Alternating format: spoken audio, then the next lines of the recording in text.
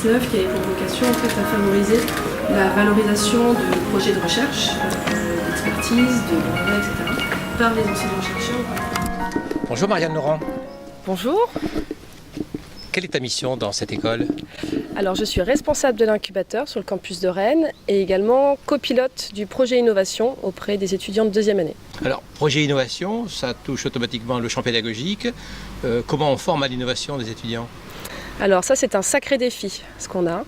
Nous avons pris le parti à l'IMT Atlantique de former tous nos étudiants à l'innovation. Donc ce qui représente en fait chaque année plus de 200 élèves formés aux méthodologies d'innovation et d'entrepreneuriat.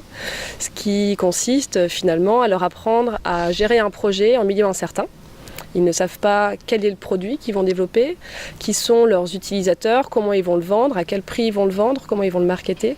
Et donc tout ça, on leur apprend à le gérer sur une démarche itérative, pas à pas, pour gérer au mieux cette incertitude. Ça les bouscule pas trop en arrivant ici? Ils sortent de classe prépa généralement? Si, complètement. Nos étudiants ont l'habitude de répondre à des questions bien formées.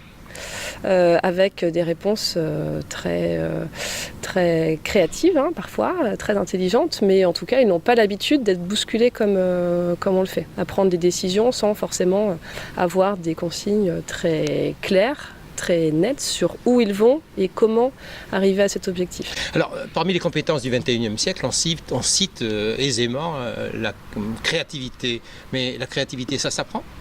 Alors oui, ça s'apprend. Malgré tout ce qu'on peut imaginer en disant moi je ne suis pas créatif, l'innovation exactement, l'innovation c'est pas pour moi, je suis pas créatif, je suis un ingénieur. Au contraire, la créativité elle peut se développer avec un certain nombre de méthodologies, de bonnes pratiques, à la fois personnelles mais également en groupe. Donc on les accompagne sur ces sujets-là.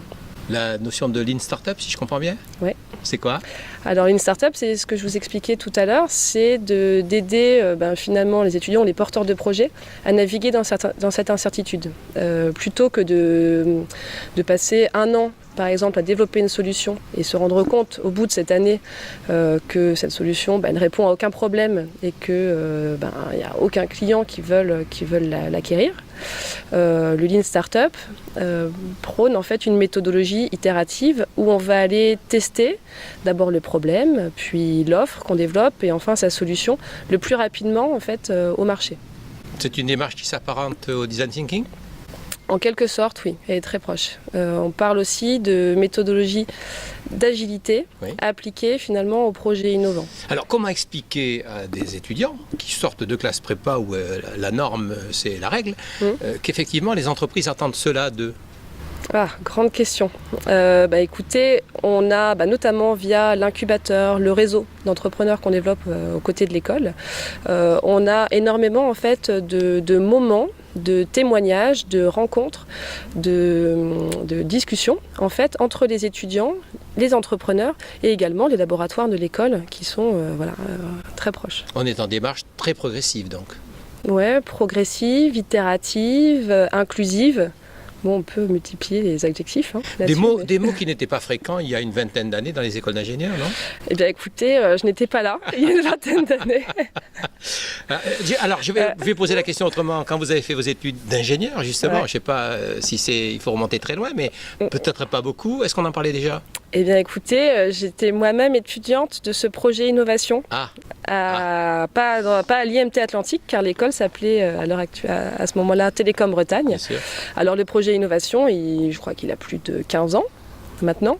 Il n'avait pas tout à fait la même forme. Justement, toutes ces nouvelles méthodologies d'agilité, de parcours itératif, etc., ils ont été intégrés petit à petit, parce que c'est des méthodes qui sont récentes. Néanmoins, c'est un projet qui a marqué en tout cas ma scolarité. Alors, jugement de valeur, vous êtes issu des classes prépa, je suppose aussi? Oui.